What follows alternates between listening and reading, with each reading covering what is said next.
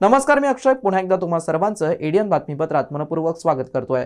आज दिवसभरात घडलेल्या संपूर्ण घटनांचा आढावा आपल्याला घ्यायचाच आहे, परंतु त्या अगोदर नजर टाकूया आज दिवसभरात घडलेल्या काही महत्त्वाच्या आणि ठळक घडामोडींवरती। माणसाचा काही भरोसा नाही, सुदैवाने वाचलो, नाहीतर श्रद्धांजली अर्पण करावी लागली असती। संजय शिरसाट यांचं कारचे टायर फुटल्यावरती जिल्हा परिषद निवडणूक प्रचारात प्रतिपादन। तर कॉपीमुक्त परीक्षेसाठी सर्व घटकांनी योगदान द्यावं, जिल्हाधिकारी दिलीप स्वामी यांचं माध्यमिक उच्च माध्यमिक शालांत परीक्षा दक्षता समितीच्या बैठकीत आवाहन। आता बघूया सविस्तर बातम्या। माणसाचा काही भरोसा नाही, सुदैवाने वाचलो, नाहीतर श्रद्धांजली अर्पण करावी लागली असती, असं प्रतिपादन पालकमंत्री संजय शिरसाट यांच्या कारचं टायर फुटल्यानंतर आयोजित जिल्हा परिषद प्रचार दौऱ्यात सभेदरम्यान त्यांनी केलंय। काल माझीही वेळ आली होती, पण थोडक्यात वाचलो। माणसाच्या आयुष्याचा भरोसा नाही, काल मला काही झालं असतं तर तुम्ही मला श्रद्धांजली वाहिली असती, अशी धक्कादायक माहिती मंत्री संजय शिरसाट यांनी दिल्याने उपस्थित कार्यकर्त्यांच्या काळजाचा ठोका चुकलाय।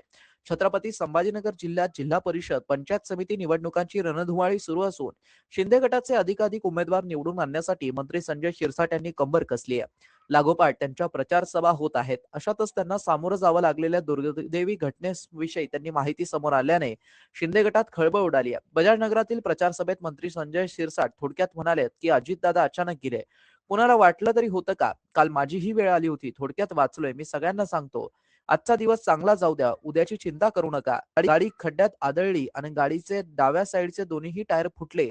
कारचे टायर फुटल्यानंतर आयोजित जिल्हा परिषद प्रचार दौरा सभेदरम्यान ते बोलत होते। कालची घटना सांगतो, हे बघा, माणसाचा काही भरोसा नाही। अजितदादा गेले का नाही, कोणी मानलं होतं का? काल माझी बी बारी आली, ती वाचलो थोडंच केलं। येताना गाडी एका खड्ड्यात आदळली, दोन्ही टायर लेफ्टचे माझे बस्ट झाले, मर्सिडीज गाडीचे। दुसरी माझी इनोवा होती, त्याच्यात बसली, ती गाडी आतापर्यंत घरी नाही आलेली। काय भरोसा माणसाच्या आयुष्याचा? जर काही झालं असतं काल बरं वाईट, तर तुम्ही श्रद्धांजली वाहिली असती। हे सर्व तुम्हाला पुण्य जे काही मिळतं त्याच्या जोरावर तुम्ही आज जिवंत आहात। इयत्ता 10वी 12वी शालांत प्रमाणपत्र परीक्षा घेण्यासाठी सर्व सज्जता झाली आहे। या परीक्षा कॉपीमुक्त करण्यासाठी प्रशासनाने जय्यत तयारी केली आहे। जिल्ह्यातील परीक्षा ह्या कॉपीमुक्त व्हाव्यात यासाठी परीक्षेशी संबंधित विद्यार्थी, पालक, शिक्षक ते प्रशासनातील व समाजातील सर्व घटकांनी योगदान करावं, असं आवाहन जिल्हाधिकारी दिलीप स्वामी यांनी केलंय।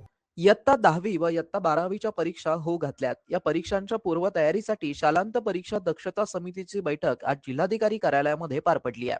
जिल्हाधिकारी दिलीप स्वामी, जिल्हा परिषदेचे मुख्य कार्यकारी अधिकारी अंकित, निवासी उपजिल्हाधिकारी जनार्दन विदाते, जिल्हा पुरवठा अधिकारी प्रवीण फुलारी, उपजिल्हाधिकारी डॉक्टर सुचिता शिंदे, नीलम बाफना, एकनाथ मंगाळे, संतोष गोरळ, शिक्षण अधिकारी जयश्री चव्हाण, शिक्षण अधिकारी अश्विनी लाटकर, शिक्षण अधिकारी अरुण शिंदे तसेच गट शिक्षण अधिकारी उपस्थित होते। बैठकीत माहिती देण्यात आली की जिल्ह्यात इयत्ता 12वी साठी 159 केंद्र असून 65,516 परीक्षार्थी आहेत। इयत्ता 10वी साठी 240 केंद्र असून 69,530 परीक्षार्थी आहेत। जिल्ह्यात कोणत्याही परीक्षा केंद्रावरती कॉपी होणार नाही यासाठी सर्व स्तरावरती प्रयत्न करण्यात आले आहेत। त्यात आवश्यक त्या ठिकाणी सीसीटीव्ही बसवण्यात आले असून त्याचे संनियंत्रण जिल्हा स्तरावरून केलं जाणार आहे। जिल्ह्यात 2,528 शाळांमध्ये सीसीटीव्ही कॅमेरे बसवण्यात आले आहेत, अशी माहिती देण्यात आली। जिल्हा परिषदेचे मुख्य कार्यकारी अधिकारी अंकित यांनी सांगितलं की पोलीस अधीक्षक व पोलीस आयुक्त यांच्या स्तरावरून परीक्षा केंद्रावरील बंदोबस्ताचा आढावा घेण्यात यावा। परीक्षा केंद्र परिसरातील झेरॉक्स सेंटर बंद ठेवण्याची कारवाई कटाक्षाने पूर्ण करावी। जिल्हाधिकारी दिलीप स्वामी यांनी सांगितलं की कोणत्याही केंद्रावरती एकही कॉपी होणार नाही याची दक्षता केंद्र प्रमुखांनी घ्यावी। कॉपी आढळल्यास केंद्र प्रमुखांना जबाबदार धरलं जाईल। गैरप्रकार आढळल्यास पुढल्या वर्षी परीक्षा केंद्रांची मान्यता रद्द करण्यात येईल। गतवर्षी गैरप्रकार झालेल्या 6 केंद्रांची मान्यता रद्द करण्यात आली आहे। उन्हाचे दिवस असल्याने परीक्षा केंद्रावरती आपल्या पाल्यांसोबत आलेल्या पालकांची स्वतंत्र बैठक व्यवस्था करण्यात यावी। ही परीक्षा केंद्रापासून दूर असावी। जे विद्यार्थी बाहेर गावून येतात त्यांना परीक्षा केंद्राचा पत्ता योग्य देण्यात यावा। त्यांना किमान अर्धा तास आधी परीक्षा केंद्रावरती उपस्थित राहण्याची सूचना द्यावी. पोलीस, महसूल, शिक्षण, वीज कंपनी तसेच शाळा व्यवस्थापन, पालक, शिक्षक अशा सर्व संघटनांनी कॉपीमुक्त अभियानासाठी योगदान द्यावं असं आवाहन त्यांनी केलं आहे. साहित्य हे मानवी जीवनाला आकार देणारं प्रभावी माध्यम आहे. समाजातील दोषांवरती प्रहार करत विकृत प्रवृत्तींना वटणीवरती आणण्याचं कार्य साहित्य करतं. मात्र या समग्र साहित्याचा खरा पाया म्हणजे बालसाहित्य होय. त्यामुळे बालसाहित्याकडे विशेष लक्ष देणं हे प्रत्येक साहित्यिकाचं आद्य कर्तव्य आहे, असं प्रतिपादन जिल्हाधिकारी दिलीप स्वामी यांनी केलंय. जैन इंटरनॅशनल स्कूल येथे आयोजित पहिल्या जिल्हा बालसाहित्य संमेलनाच्या उद्घाटन प्रसंगी त्यांनी केलाय. यावेळी त्यांनी साने गुरुजींचा संदर्भ देत सांगितलं की साने गुरुजी समजून घ्यायचे असतील तर साने गुरुजींच्या आईच्या भूमिकेतून पाहावं लागेल. आईला बाळाच्या मनाची, त्याच्या हृदयाची खोल जाण असते. त्या हृदयाचा स्पर्श करून साहित्यिकांनी नवनवीन साहित्यकृती निर्माण कराव्यात असं भावपूर्ण आवाहन त्यांनी केलं. संमेलनाचे अध्यक्ष ज्येष्ठ बाल साहित्यिक डॉक्टर विशाल तायडे यांनी मुलांमध्ये वाचन संस्कृती रुजवण्याची गरज अधोरेखित केली. मुलं वाचती होण्यासाठी शिक्षक आणि पालकांनी विशेष लक्ष देणं आवश्यक आहे. तसेच लेखकांनी लिहिण्यापूर्वी भरपूर वाचन केलं पाहिजे. सखोल वाचनानंतर लेखनाला सुरुवात करावी असा मोलाचा सल्ला त्यांनी दिला. या संमेलनात विद्यार्थ्यांनी कथाकथन, नाट्यछटा, वादविवाद तसेच कवी संमेलनाच्या माध्यमातून आपली साहित्यिक व कलात्मक प्रतिभा सादर केली. या प्रतिभेच्या बळावरती केवळ विद्यार्थ्यांनीच नव्हे तर देशाचेही भविष्य उज्ज्वलेल असा आशावादी सूर उपस्थित साहित्यिकांमधून व्यक्त झाला.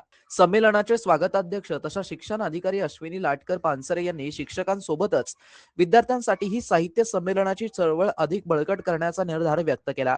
संमेलनाची सुरुवात पारंपरिक ग्रंथदिंडीने करण्यात आली. वारकरी संप्रदायाच्या पारंपरिक वेशभूषेतील सहभागींनी ग्रंथदिंडीला विशेष शोभा आणली. यावेळी मुख्य कार्यकारी अधिकारी अंकित यांनी मार्गदर्शन केलं.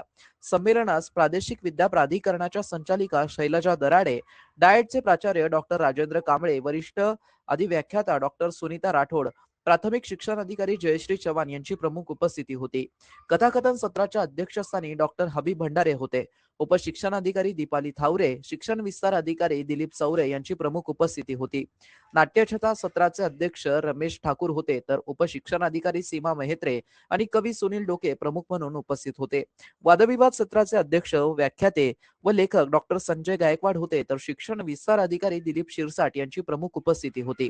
कवी संमेलनाच्या अध्यक्षस्थानी ज्येष्ठ कवयित्री आशा डांगे होत्या तर राजीव माळसुरकर यांची प्रमुख उपस्थिती होती. समारोप सत्राचे अध्यक्षस्थान ज्येष्ठ बाल साहित्यिक डॉक्टर लीला शिंदे यांनी भूषवलं. यावेळी शिक्षण अधिकारी, शिक्षण विस्तार अधिकारी सीताराम पवार, कल्पना पदकोंडे आणि मनीषा वाशिंबे उपस्थित होते. या संमेलनात सर्व तालुक्यातील विशेषतः ग्रामीण भागातील विद्यार्थ्यांचा लक्षणीय सहभाग नोंदवण्यात आला. या संमेलनात एकूण 300 कुमार साहित्यिकांनी आपल्या सादरीकरणातून प्रगल्भ साहित्यिक अभिव्यक्ती साकार करत उपस्थितांची दाद मिळवली. मुलींच्या वसतिगृहाच्या जेवणात आळ्या आढळून आल्याची घटना घडली असून तक्रार करणाऱ्या मुलीला धमकावल्या जात असल्याचा प्रकार घडल्याचा आरोप करण्यात आलाय. तर संजय शिरसाट यांच्याकडून संबंधित गुत्तेदार यांच्यावरती गुन्हे दाखल करण्याचे आदेश जारी करण्यात आले आहेत. मुलींच्या वसतिगृहाच्या जेवणात आळ्या आढळून आल्याची घटना घडली असून तक्रार करणाऱ्या मुलीला धमकावत जात असल्याचा प्रकार घडलाय, हा आरोप करण्यात आलाय. जालन्यातील आणि हिंगोलीतील वसतिगृहात जेवणात आळ्या निघाल्याचा प्रकार समोर आलाय. या प्रकरणी जालन्यातील मुलीने थेट सामाजिक न्यायमंत्री संजय शिरसाट यांच्याकडे केली आहे. या तक्रारीची गंभीर दखल घेत संबंधित गुत्तेदारावरती फौजदारी गुन्हे दाखल करण्याचे आदेशात त्यांनी संबंधित विद्यार्थिनीच्या तक्रारीची दखल घेत कठोर कारवाई करण्याचे आदेश दिलेत. सामाजिक न्यायमंत्री संजय शिरसाट यांनी हे आदेश पारित केले आहेत. संजय शिरसाट यांच्यानुसार संबंधित गुत्तेदार यांच्यावरती गुन्हे दाखल करण्याचे आदेश जिल्हाधिकारी व मुख्य कार्यकारी अधिकारी व समाज कल्याण आयुक्त यांना दिले आहेत. शहरवासियांना एक सुवर्ण संधी. तुम्ही एखादा व्यवसाय करताय का? मग एडियन वरती जाहिरात करा आणि मिळवा व्यवसायात मोठा फायदा. तर वाट कसली बघत आहात? आताच खाली दिसत असलेल्या नंबरवरती संपर्क करा. आपल्याला अजूनही काही बातम्यांचा आढावा घ्यायचा आहे, परंतु इथे वेळ झाली आहे एका छोट्याशा ब्रेकची. कुठे जाऊ नका, पाहत रहा एडियन news.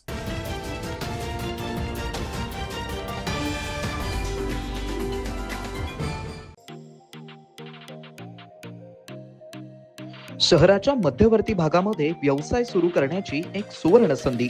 TV centre Sanjay Gandhi market जवळ 300 आणि 350 स्क्वेअर फूट दुकान भाड्याने देणे आहे. तळमजला आणि पहिला मजला.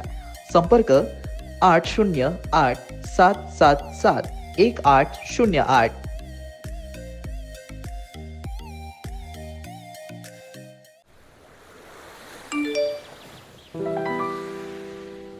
Ma'am your pre approved loan. अच्छा, लॉटरी इस लिंक पर क्लिक करते ही तुरंत पैसे मिल जाएंगे. बिल्कुल मैम. अरे वाह, मेरा पैसा डबल हो जाएगा। जी बिल्कुल मैम। जागिए मैडम, ये लुभावने और लालच भरे ऑफर्स ही हमारी कमजोरी है और इन साइबर अपराधियों की ताकत। आपका लालच, डर और लापरवाही साइबर अपराधियों के 3 बड़े हथियार हैं। सावधान रहें, ऐसे किसी भी अपराध की जानकारी तुरंत 1930 पर दें या इस वेबसाइट पर जाएं। अनेकांच्या मनात स्वप्न असते की देशाची सेवा करायची, परंतु काही लोकच योग्य प्रशिक्षण घेऊन ते वास्तवात पूर्ण करतात। वास्तविक सैनिक बनणे सोपं काम नाही, कारण प्रशिक्षणाच्या मैदानापासून ते युद्धाच्या रणांगणापर्यंत प्रत्येक क्षण संघर्षमय असतो। फक्त जो इमानदार, समजूतदार असेल आणि ज्याची इच्छाशक्ती प्रबळ असेल असाच व्यक्ती या क्षेत्रात टिकू शकतो। प्रत्येक वर्षी अनेक परीक्षार्थ्यांना यश प्राप्त होते, ते फक्त आणि फक्त गरुडचे अकॅडमी। पंख आम्ही देतो, उंच भरारी तुम्ही घ्या।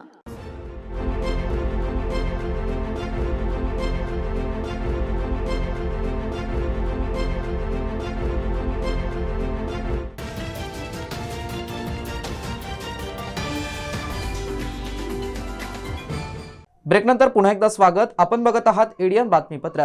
महाराष्ट्राचे उपमुख्यमंत्री स्वर्गीय अजित पवार यांच्या अस्थिकलशाचं दर्शन घेण्यासाठी छत्रपती संभाजीनगर येथील देवगिरी महाविद्यालयात अस्थिकलश ठेवण्यात आला होता। ज्या महाविद्यालयामध्ये अजित पवार यांचे उपस्थित वेगवेगळे कार्यक्रम व्हायचे, आज त्याच महाविद्यालयात अजित पवारांनी अशी आठवण होईल अशी कल्पनाही नव्हती, अशा शब्दात उपस्थित मान्यवरांनी शोकसंदेश देत श्रद्धांजली अर्पण केली आहे। आज दादा आपल्यात नाहीये, पण अजूनही विश्वास बसत नाही। त्यांच्या आत्म्याला शांतता लाभो आणि परमेश्वरानं त्यांच्या आपल्या श्री चरणाजवळ त्यांना स्थान द्यावं अशी मी परमेश्वराला प्रार्थना करते। आणि त्यासोबतच पवार कुटुंबीय आणि संपूर्ण आपण महाराष्ट्र आज सगळा शोकमय आहोत। आपल्याला सुद्धा या घटनेला अधिक बळ मिळो, त्याला सामोरं जाण्याचं सामर्थ्य मिळो अशी प्रार्थना मी परमेश्वराला करते। मी जेव्हा भरत गोगावले म्हणलं देहबोली बरोबर वाटत नाही, तर त्यांनी सांगितलं की महानगरपालिकेच्या निवडणुकीमध्ये काय घडलंय आपल्या सर्वांना माहिती आहे। कदाचित त्या सभेचा ताण असेल म्हणून दादा थोडे आज शांत वाटतंय। बैठक संपली, आम्ही आमचे काम करून मी संभाजीनगरला बाहेर आलो।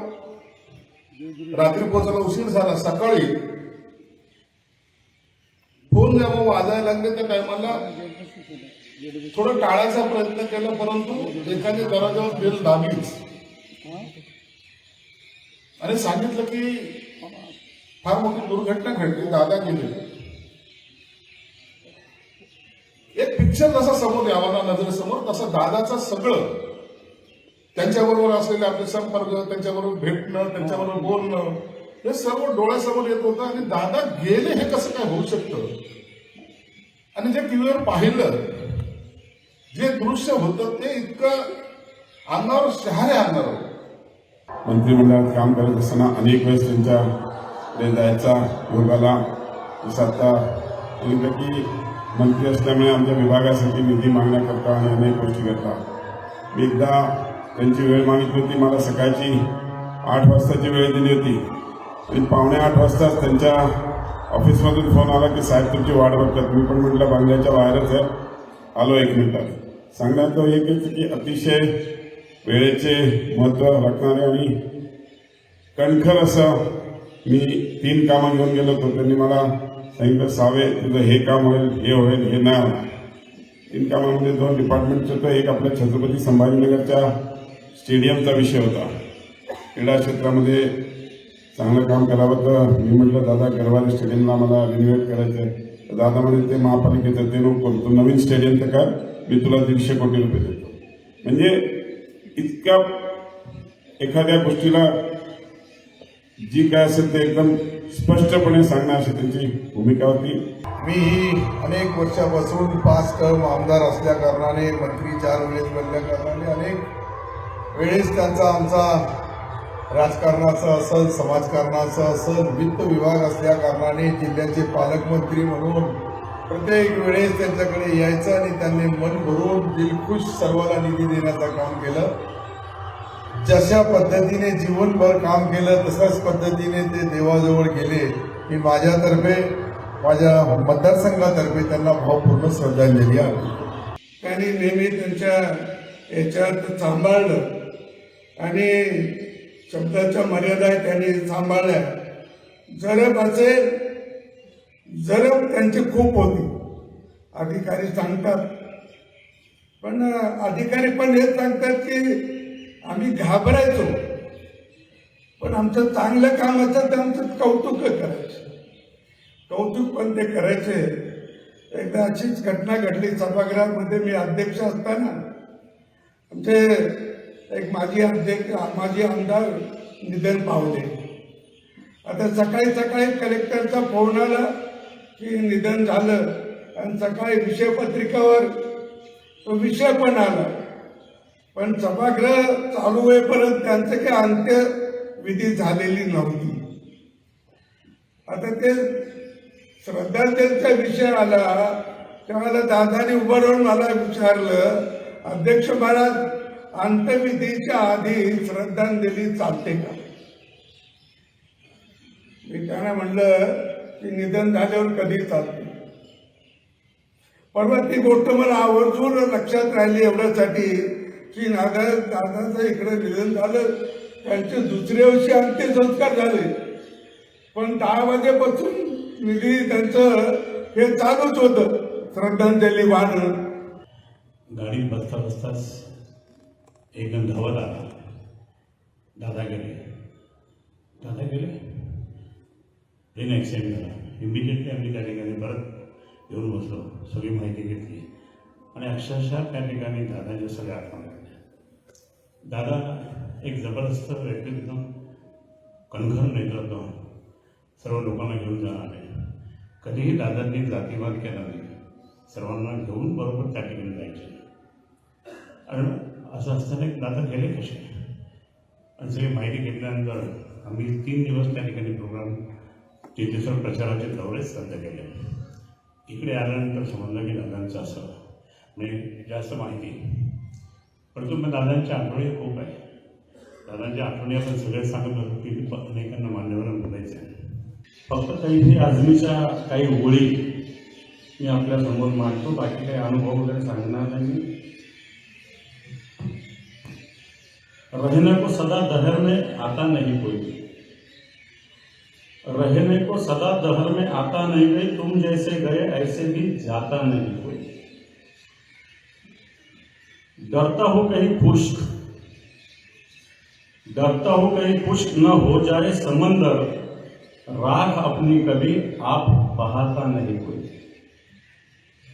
एक बार तो खुद मौत भी घबरा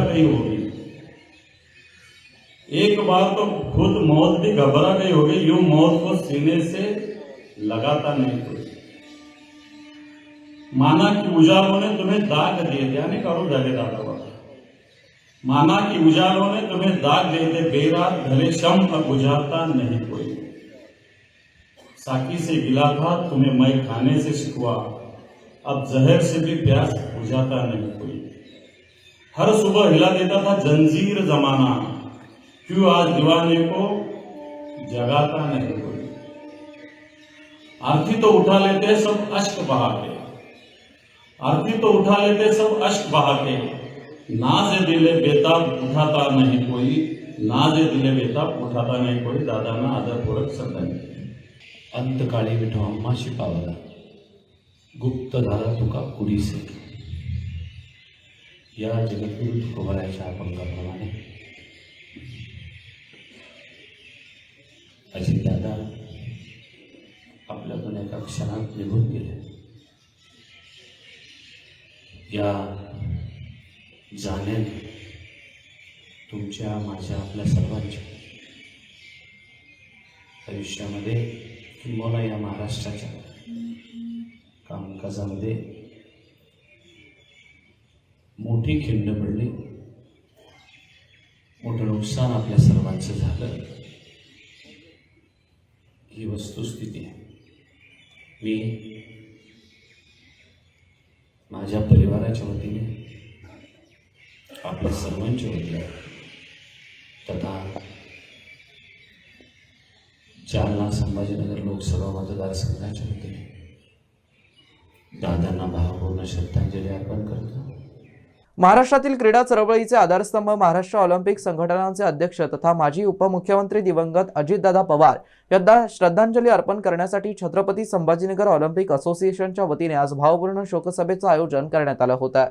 या शोकसभेस महाराष्ट्र ॲथलेटिक्स असोसिएशनचे कार्याध्यक्ष व माजी आमदार श्रीकांत जोशी, महाराष्ट्र कबड्डी असोसिएशनचे माजी अध्यक्ष व माजी आमदार किशोर पाटील, महाराष्ट्र क्रिकेट असोसिएशनच्या शिखर समितीचे अध्यक्ष सचिन मुळे, महाराष्ट्र ऑलिम्पिक असोसिएशनचे सहसचिव डॉक्टर उदय डोंगरे तसेच छत्रपती संभाजीनगर ऑलिम्पिक असोसिएशनचे अध्यक्ष पंकज भारसाकळे यांनी आपल्या मनोगतातून दिवंगत अजितदादांसोबतच्या आठवणींना उजाळा दिला.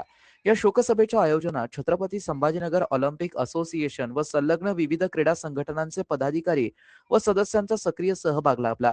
यामध्ये प्रामुख्याने कबड्डी संघटनेचे अध्यक्ष अजय पाथरीकर, टेनिकॉइट संघटनेचे डॉक्टर संदीप जगताप, खो खो संघटनेचे विनायक राऊत, क्रीडा शिक्षक संघटनेचे डॉक्टर आर खैरनार पाटील, क्रीडा भारतीचे केदार वाघमारे व रमेश कडू मेहता, क्रिकेट अंपायर संघटनेचे ॲडव्होकेट बाळासाहेब वाघमारे, सॉफ्टबॉल संघटनेचे गोकुळ तांदळे, तलवारबाजी संघटनेचे डॉक्टर दिनेश वंजारे, हॉकी संघटनेचे श्यामसुंदर भालेराव, बॉक्सिंग संघटनेचे राहुल टाक, ड्रॉप रो बॉल संघटनेचे मुरलीधर राठोड, व्हॉलीबॉल संघटनेचे गणपत पवार, कबड्डी संघटनेचे माणिक राठोड, हँडबॉल संघटनेचे डॉक्टर सत्यजित पगारे, बेसबॉल संघटनेचे राकेश खैरनार, ॲथलेटिक्स संघटनेचे अमृत बिरारे, हरिदास कायके, प्राध्यापक पुरुषोत्तम खटके आणि प्राध्यापक वैभव उबाळे तसेच सैनिकी शाळेचे प्राध्यापक बाजीराव भुतेकर यांचा समावेश होता.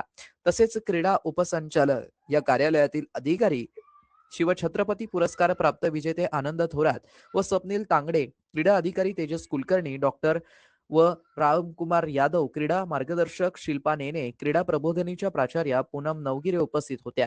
या शोकसभेत उपस्थितांना संबोधित करताना महाराष्ट्र राज्याचे कॅबिनेट मंत्री तसेच महाराष्ट्र हँडबॉल असोसिएशनचे अध्यक्ष अतुल सावे यांनी दिवंगत अजितदादा पवार यांच्या क्रीडा क्षेत्रातील अतुलनीय योगदानाचा गौरव केला. क्षेत्रामध्ये काम करणारी क्रीडा क्षेत्रातले सर्व उपस्थित बंधू आणि भगिनी, आज अजितदादांना आपण आदरांजली श्रद्धांजली अर्पण करण्याकरता एकत्र आलो आहे. पण श्रीकांतजी, खरोखर सांगू, एक दिवस अगोदरच नांदेडमध्ये आमची भेट झाली होती आणि मी ते थोडंसं देवेंद्रजींच्या अगोदर आल्यानं मी मीटिंग हॉलमध्ये बसून बोलत होतो. मी त्यावेळेसच अजितदादांना एक आठवण करून दिली. अजितदादा, मी पहिल्यांदा आपल्याला भेटायला आलो होतो 4 वर्षापूर्वी, म्हणजे त्यावेळेस मी आमदार होतो मी, तर मला 8 वाजताची वेळ दिली होती. 7:45 मला फोन आला त्यांच्या PAचा, साहेब अजितदादा तुझी वाढ बघत आहे. हे इतकं परफेक्शन ऑफ वर्क होतं आणि मी पोचलो तर बरोबर 8 वाजता त्यांनी करेक्ट मला जो टाईम दिला होता त्या टायमावर भेटले. माझं काम तसं शिकायचे तुम्ही सांगितलं. त्यावेळेस आम्ही विरोधी पक्षात होतो, मला सत्तेत होते. शहराच्या विकासाच्या विषयावर चर्चा होती आणि मला सांगायला आनंद होतो की ते ऑलिम्पिकचे अध्यक्ष आहेत आणि मी आपल्या गरवारे स्टेडियमचं जे नूतनीकरण आणि त्याच्याकरता जो लागणारा निधी होता तो 140 कोटी रुपयाचा प्रोजेक्ट त्यांच्याकडे घेऊन गेलो होतो की दादा तुम्ही आम्हाला याच्यात फायनान्स मदत करा. मला सांगायला आनंद होतो, जसं तुम्ही म्हणता ते विरोधी पक्षात पाहिजे किंवा असं कधी विचार नाही करायचा. त्यांनी 4 दिवस तत्काळांच्या असं सांगितलं की मी एका टप्प्यात तुला पैसे देणार नाही सावे, पण तुला 3 टप्प्यात मी ह्याला निधी उपलब्ध करून देईल, असं त्यांनी त्याच्यावर लिहून मला ते फाईल. डॉक्टर बाबासाहेब आंबेडकर मराठवाडा विद्यापीठातील पदार्थ विज्ञान विभागाच्या वतीने innovation in material science for sustainable future या विषयावरती येत्या 3 ते 5 फेब्रुवारी दरम्यान आंतरराष्ट्रीय परिषद होणार आहे.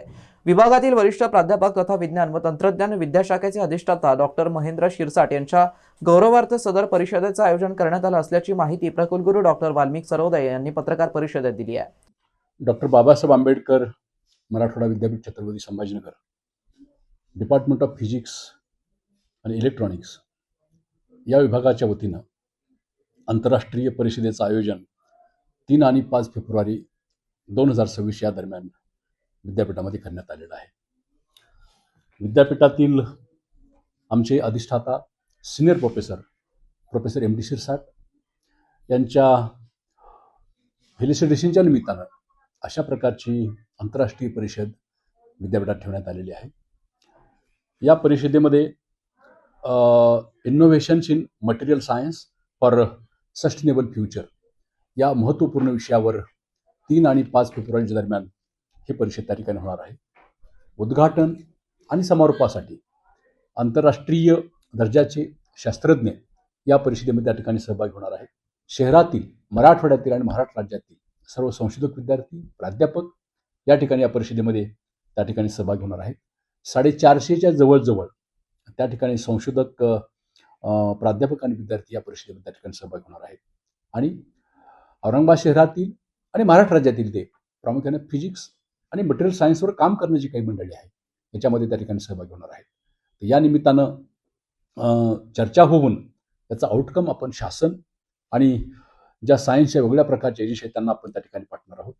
या निमित्तानं या परिषदेमध्ये आपण सर्वांनी सहभागी व्हावं, संशोधकांनी सहभागी व्हावं अशा प्रकारचं आव्हान या निमित्ताने मी करतो. धन्यवाद.